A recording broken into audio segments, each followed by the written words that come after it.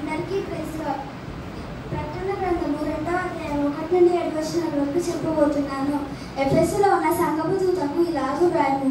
7 నక్షత్రాలు తన కుడి చేత పట్టుకుని 7 దీపస్తంభముల మధ్య సంచరించేవాడు చెప్పు సంగతులేవనగా, నీ క్రియలను, నీ కష్టమును, నీ సహనమును నేను ఎరుగుదును.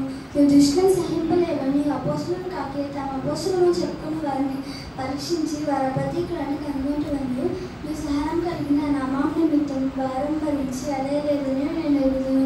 ఆయనను మొదట నీకుండిన ప్రేమను నీ మొదటివని నేను నీ మీద తప్పు ఒకటి మోపవలసి ఉన్నది. నీవు ఏ స్థితిలో ఉండి పడిపోతుందో దాన్ని జ్ఞాపకం చేసుకుని మారుమనసు పొంది మొదటి క్రియను చేయను. అట్లు చేసి మారుమనసు పొందితేనే సరే. దేని ఎట్లా నేను ఎద్దకు వచ్చి దీపస్తంభం దాని చోట నుండి తీసివేతును.